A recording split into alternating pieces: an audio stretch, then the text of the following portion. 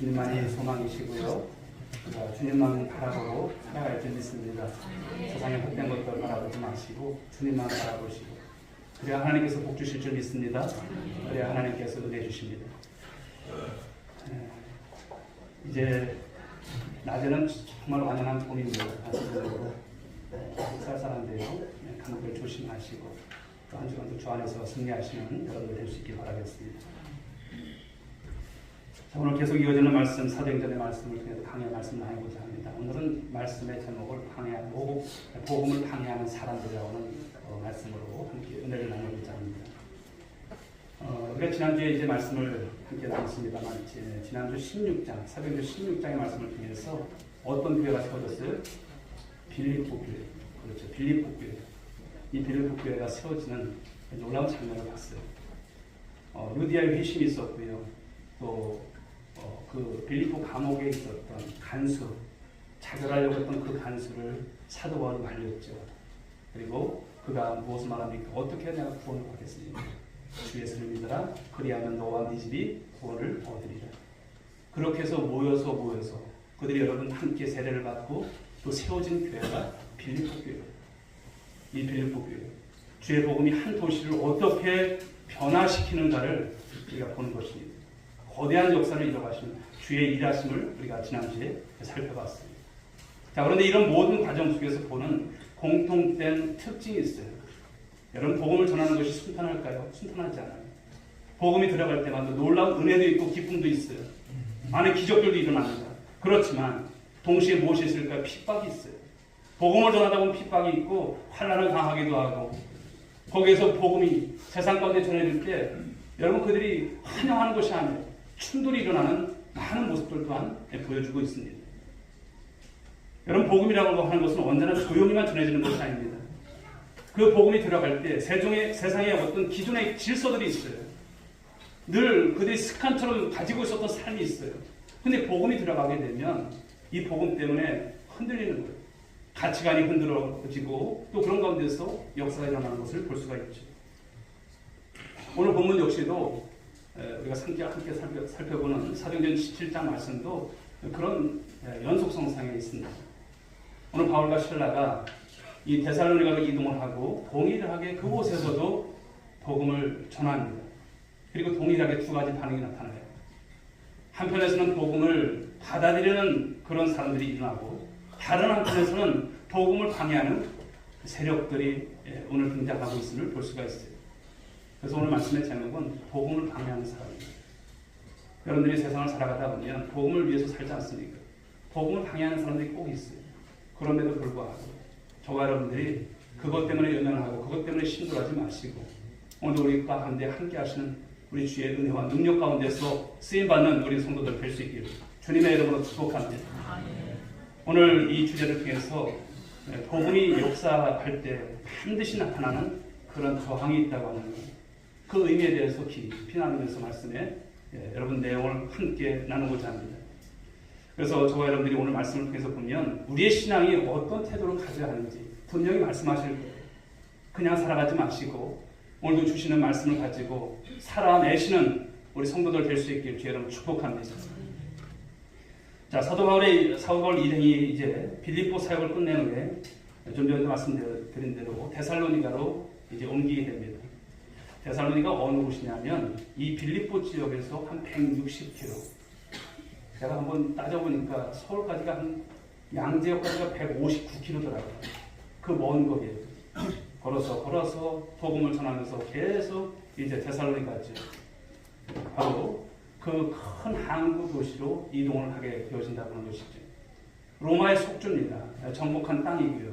그런 건데서 마게도냐 지방의 수도였던 이 데살로니가 지역에 바울과 실라가 당도하게 되어진 것이죠. 한번 넘겨주실까요? 사도 바울 당시에 여러분 이 데살로니가라고 하는 곳은 교통의 중심지예요.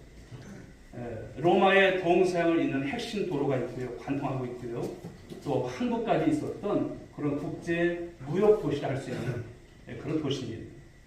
또 정치적으로 보게 되면 자치권을 여기에 부여한 것을 볼 수가 있는데요. 총독의 직접 통치가 이루어지는 것이 아니라 현지인 관리들이 있어요. 즉 업장들이라고 하는 말씀이 이제 본문에서 나왔는데 이 업장들이 있는 그런 다스리는 자유도시였습니다. 또 종교적으로 보게 되면 종교적 다양성을 인정했던 그런 도시예요. 그 당시에는 그리스, 로마의 어떤 신들이 얼마나 많습니까? 그런 신뿐만 아니라 유대인 공동체. 그래서 말씀을 보게 되면 회당이라고 하는 것이 등장하지 않습니까? 회당. 이 회당이 형성되어 있어서 사도 바울이 복음을 전할 수 있는 전략적 거점의 역할로서 오늘 말씀의 내용이 오늘 포함되어 있습니다. 자, 그렇지만 우리가 제가 살펴본 것처럼 유대인들의 특징 하나가 무엇이냐면 이제 그 바벨론의 포로 이제 끌려갈 때, 그 예루살렘의 성이 이제 회파됐을 때 BC 586년도에 바로 예루살렘 성전이 무너집니다. 그리고 바벨론의 포로로 끌려갈 때 그들이 디아스포라가 되어서 많은 것이 흩어져요. 그런 가운데에서 그들이 가는 곳마다 세웠던 곳이 무엇일까? 회당이에요. 회당. 회당이라고 하는 것은 하나님 앞에 예배를 드리는 그런 장소가 되기도 하고요. 거기서 종교 그리고 문화 또 사회적인 모든 생활들을 가지고 논의도 하고 또 그곳에 교육도 있었던 그런 곳이 회당입니다. 그래서 유대인들은 보면 회당 중심으로 모든 것이 이루어졌던 것을 볼 수가 있습니다. 그런데 오늘 바울이 이 회당에서 말씀을 전한다는 거예요. 말씀을 전한다고 합니다. 오늘 말씀에 나와 있듯이요. 이 데살로니가에 가서 이 지역에서 회당에서 3주 동안 말씀을 전하는 내용이 오늘 등장하고 있죠. 그런데 이 말씀을 전하는데 그 사회 속에서 이 데살로니가 지역에 큰 파장이 일어난다고 하는 내용입니다. 본문 3절 말씀을 보게 되면 바울이 전한 이 복음의 핵심이 무엇일까요? 그것은 그리스도와 바로 그리스도의 십자가와 부활인 것을 말씀합니다. 예수님께서 왜 죽으셨습니까? 이 십자가입니다. 그리고 그 주님께서 다시 살아날 것을 말씀하고 있다라고 하는 것이 있죠. 정통 유대인들에게 있어서는 여러분 이 복음은 굉장히 낯선 이미 어떤 메시지입니다. 들어보지 못했던 그런 소리예요. 그런데 이 복음에 대해서 오늘 말씀을 보게 되면 두 부류의 반응이 등장한다라고 하는 것입니다. 첫째를 보게 되면 복음에 적극적으로 반응한 사람들이 있었습니다. 4절 말씀을 보실까요? 읽어봅니다. 시작. 그 중에 어떤 사람 곧 경건한 헬라인의 큰 무리와 적지 않은 귀부인도 권함을 듣고 바울과 실라를 따르나. 여기 경건한 헬라인의 큰 무리가 그 복음에 반응을 해요. 따랐다고 하는 말씀을 하고 있어요. 그리고 적지 않은 귀부인들이 복음을 듣고 이제 그 따르는 모습이 나옵니다. 여기서 귀부인들, 이 귀부인들은 누굴까요? 사회적으로 영향력을 가진 상류층 계층의 사람들, 그런 여인들을 말합니다. 사회적으로 보게 되면 아주 파급력을 가진 사람들, 그들이 복음을 받아들였다. 아닌데, 아닐 것 같은데. 근데 그 여인들이, 귀부인들이 복음 받아들이는 이런 모습인 것이죠. 매우 고무적인 일이 아닐까 생각을 합니다. 자, 그런데 이렇게 복음을 받아들이는 한 부류가 있다면 반대의 부류도 있어요. 그 다른 반응이 무엇일까요? 5절 말씀을 읽어볼까요? 시작. 그러나 유대인들은 쉽게 하여 저자의 어떤 불량한 사람들을 데리고 때를 지어 성을 소동하게 하여 야손의 집에 침입하여 그들을 백성에게 끌어내려고 찾았으나,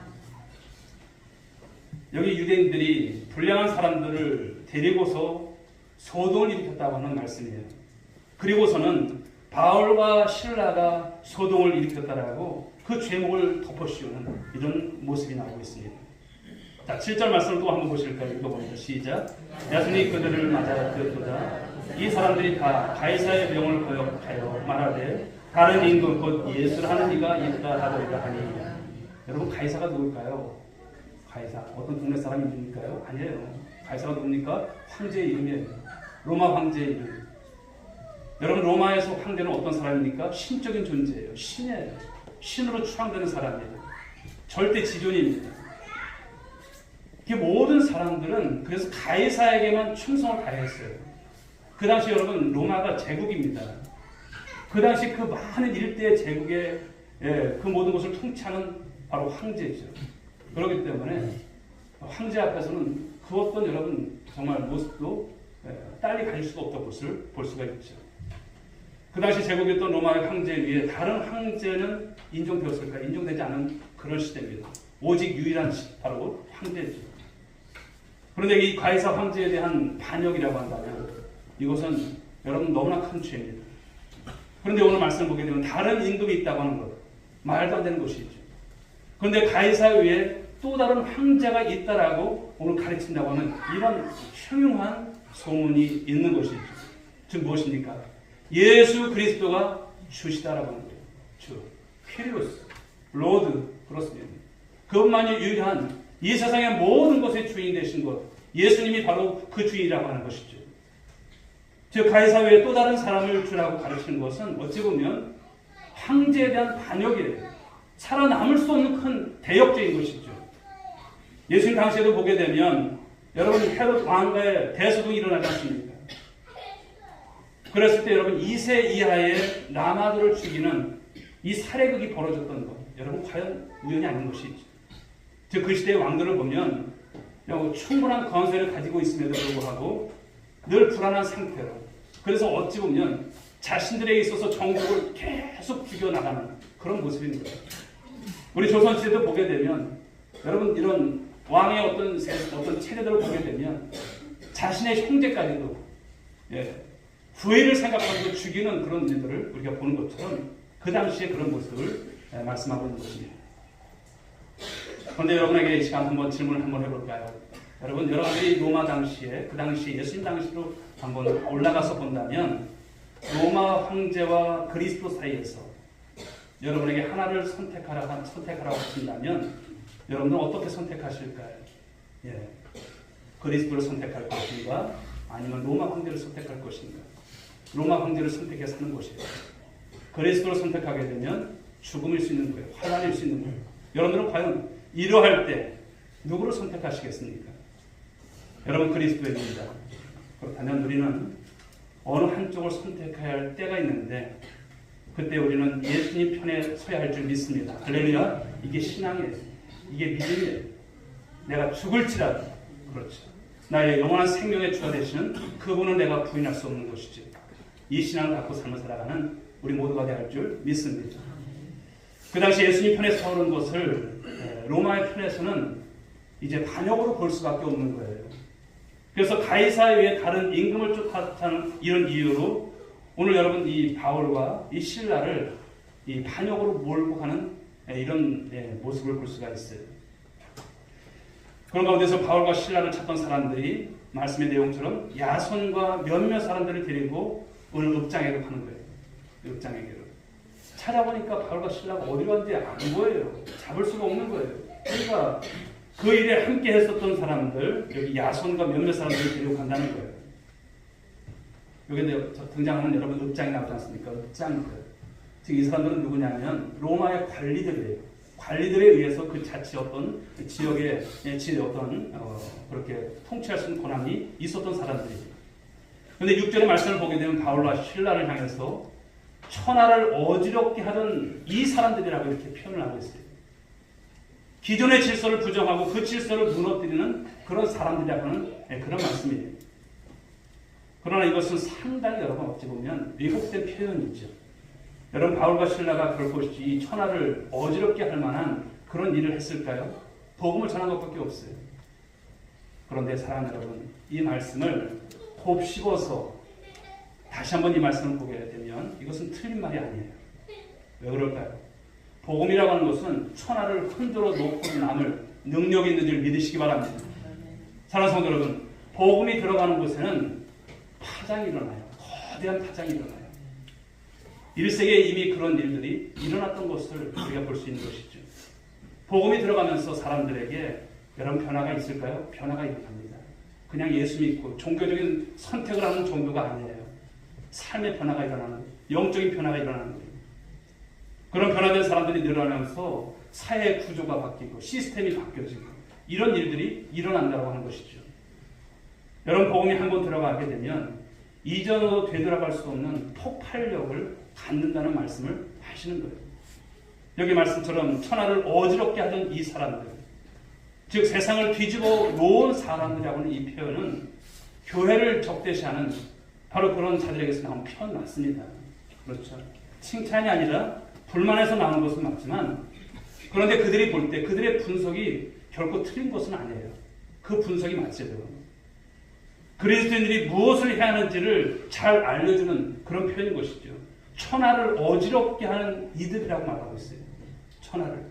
그러나 이것을 통해서 어떤 물리적으로 어떤 소요를 일으키고 어떤 폭동을 일으키고 이런 것이 아니에요. 여러분 1세기 당시 이 예수님께서 이제 승천하신 이후에 복음이 전파되는 그 당시로 올라가서 보면 그리스도인들이 많은 것이 아니에요. 뭐 10%, 20%, 뭐 30% 이런 것이 아니에요. 아주 소수였어요. 그런데 소수였음에도 불구하고 결코 그리스도인들을 무시할 수 없는 존재라고 하는 것을 말씀하고 있습니다. 무엇인가 큰 일을 낼 사람들, 세상을 뒤집어 놓을 사람들이었다고 하는 점인 것이죠. 그런데 여러분, 실제로 그런 일이 일어났을까요? 일어났습니다. 기독교 신앙이 인류 역사의 흐름을 바꾸고 세상을 뒤집어 놓았던 것을 우리는 알 수 있습니다.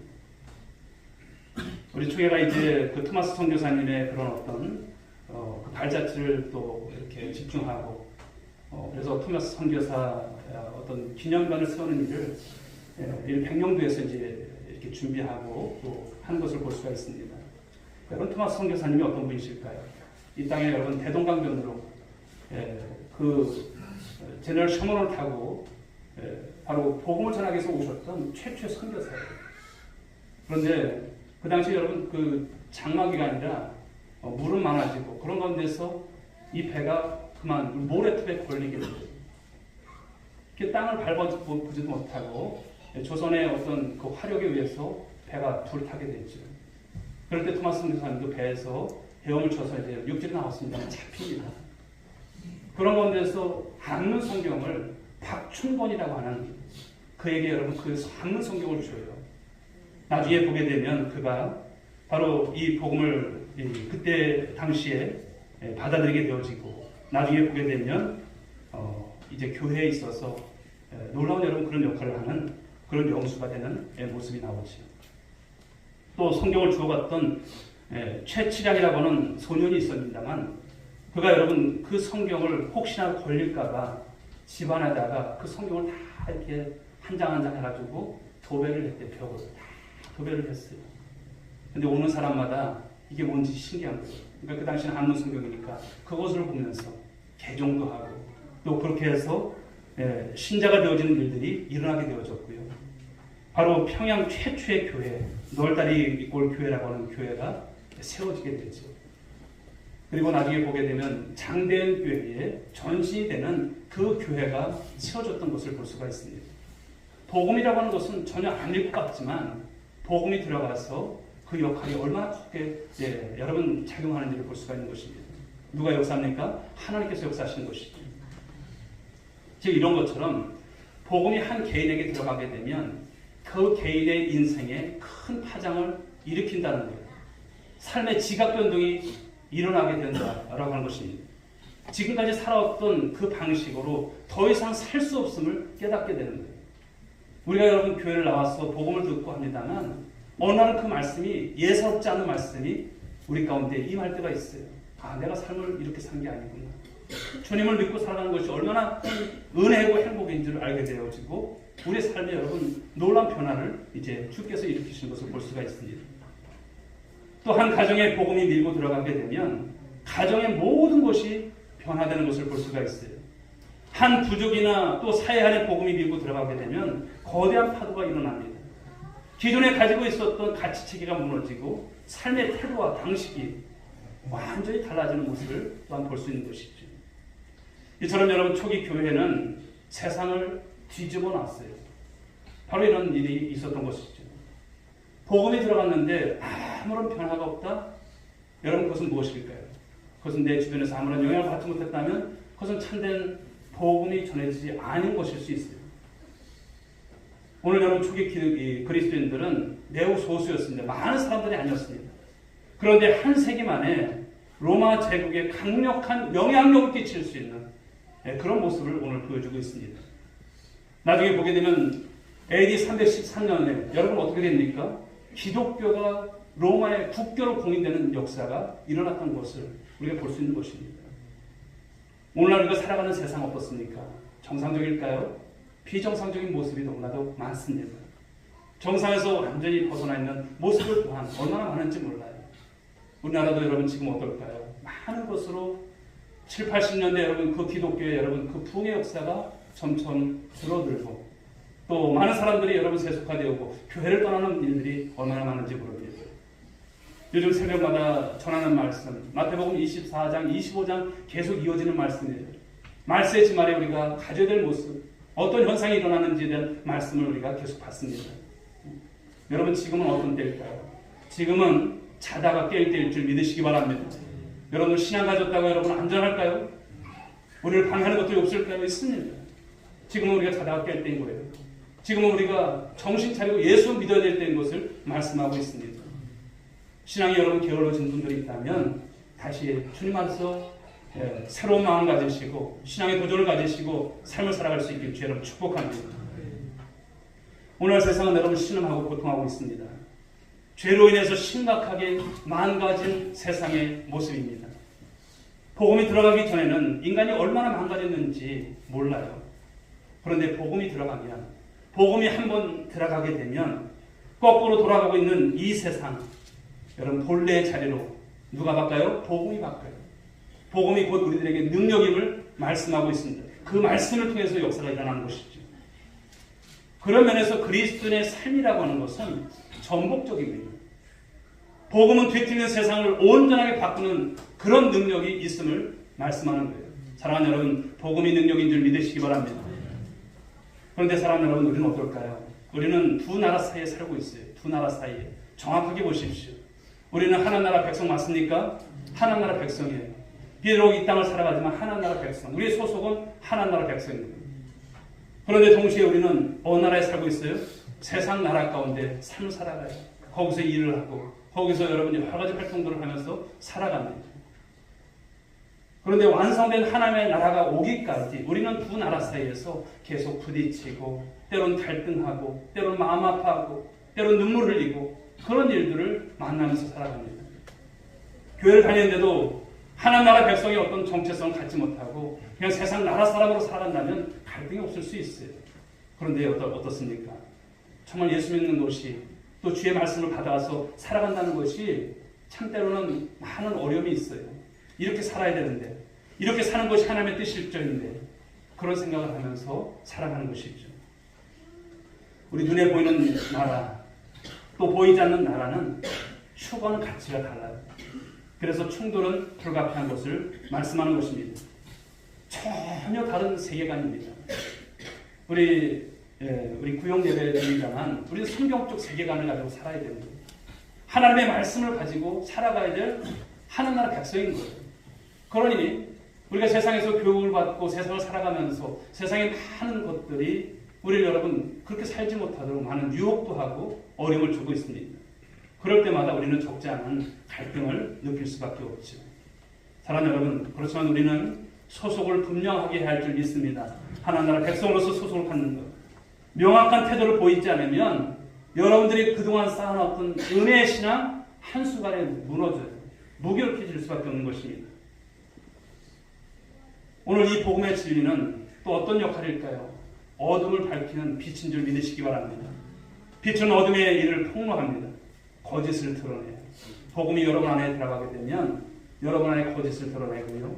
거짓을 또한 통해서 폭로하는 것입니다. 불법을 심판하는 그런 역할을 또한 감당합니다. 또 빛이 비추어지면 어둠은 설 자리가 없는 거예요. 복음이 전해지는 곳에는 언제나 어둠이 정을 하죠. 안 물러가는 그러나 복음이 우리가 제대로 전해지게 되면 세상 나라 거짓의 왕국은 여러분 무너지는 줄 믿으시기 바랍니다. 이 하나님 나라와 세상 나라가 어떻게 보면 일치될 수 없음을 말씀하는 것이 마태복음 10장 34절부터 38절의 말씀이 아닐까 생각을 해요. 한번 보실까요?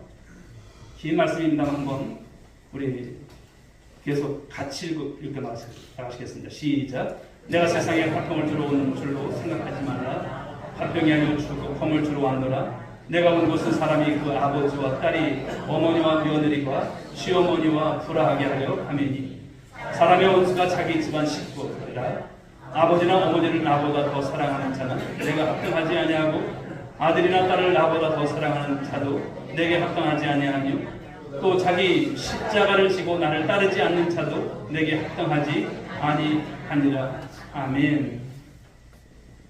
복음이 들어가는 곳에 화평이 아니라 무엇이 있다고 하고 있어요? 불화가 있다고 해요. 불화가 일어난다는 거예요. 아니 교회를 다니는데 왜 불화가 일어나야 돼? 이런 생각을 가질 수 있어요. 그러나 복음이 들어가게 되면 이것도 좋고 저것도 좋은 게 아니에요. 좋은 게 좋은 것으로 끝나지 않아요. 강력한 부딪힘이 일어날 것을 말씀합니다. 한 가정에 복음이 들어갈 때 그 가정이 한번 요동을 하죠. 평화롭던 가정에 풍파가 일어나요. 왜 복음이 전했는데 평화가 아닌 불화가 일어날까요? 그러나 이 불화는 물리적인 어떤 파괴적인 것을 말씀하는 것이 아니에요.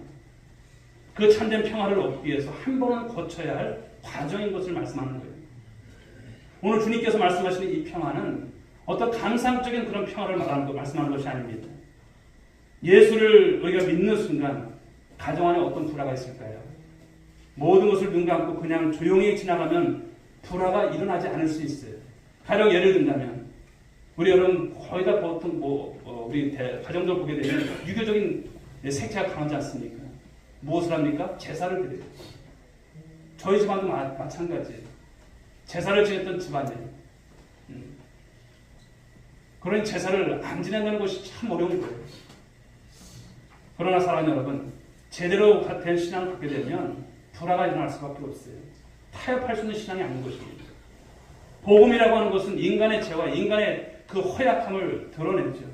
오랫동안 지내왔던 그 제사를 거부할 때 믿지 않는 형제들, 집안 식구들 가만히 있습니까? 가만히 있지 않아요. 그럴 때 여러분 적지 않은 고통이 있어요. 그러나 사랑하는 여러분, 그때 우리는 믿음의 선택을 할 줄 믿습니다. 예수 그리스도를 주로 섬기는 순간부터 우리는 새로운 질서를 받아들이면서 살아가는 것입니다. 이것도 좋고 저것도 좋은 것이 아니에요. 나와 내 집은 오직 여호와 하나님을 섬기는 믿음의 가정이 될 줄 믿습니다. 오늘 예수님이 화평을 주러 온 것이 아니라고 말하고 있어요. 검을 주러 왔다는 말씀. 여러분 이 말씀의 의도가 뭘까요? 의미가 뭘까요? 부모와 형제를 미워하는 그런 말씀일까요? 아닌 거예요. 기독교처럼 여러분 형제 간의 우애를 가지고 또 부모 공경에 대한 말씀을 전하는 종교가 어디 있습니까?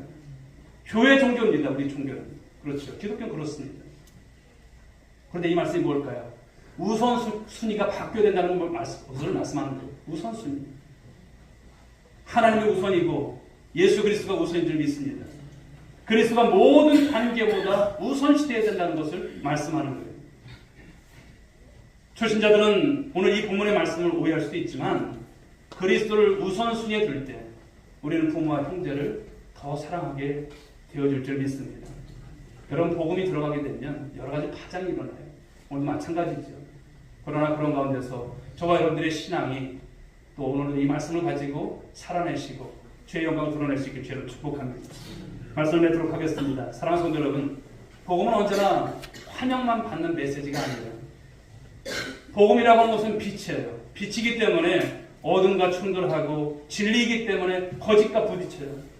생명이기 때문에 이 죽음의 권세와 싸울 수밖에 없어요. 그리스도의 복음만이 생명인 줄 믿으시기 바랍니다. 이 복음이 들어가야, 이 복음을 믿어야 우리가 영생에 이르는 여러분 놀라운 축복을 받는 것입니다. 그래서 우리가 복음을 따라 살아가게 되어질 때 복음을 방해하는 사람들로 인해서 때로는 오해를 받고 때로는 손해를 보고 때로는 관계 속에서 갈등을 경험할 수밖에 없습니다. 그러나 사랑하는 여러분, 그것은 실패가 아닌 줄 믿으시기 바랍니다. 오히려 복음이 살아 역사하고 있다는 그 증거인 줄 믿으시기 바랍니다. 여러분 뒤편에 누가 계시니까 주님께서 계세요. 도와주실 것입니다. 도중에 이런 복음 때문에 갈등할 때 포기하지 마십시오. 주님께서 여러분들을 지원하실 거예요. 사랑하는 성도 여러분, 주님은 우리를 편안한 삶으로 부르지 않으셨어요.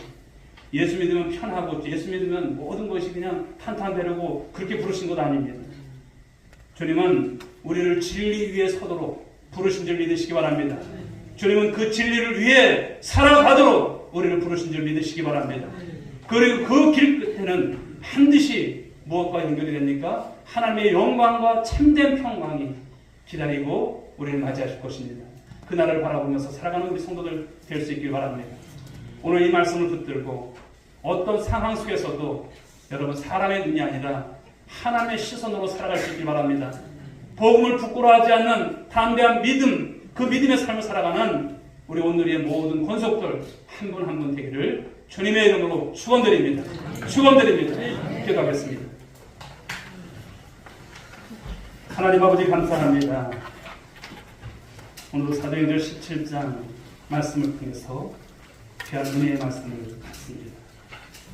2차 선교 여행을 떠나며 빌립보 교회가 세워졌고 또 그런 가운데서 오늘 데살로니가 교회가 세워질 때에 하나님 그 환경, 그 어려움들, 복음이 전해질 때 많은 갈등, 또 그로 인한 하나님 이제 충돌이 일어나는 장면에 대한 말씀을 받았습니다.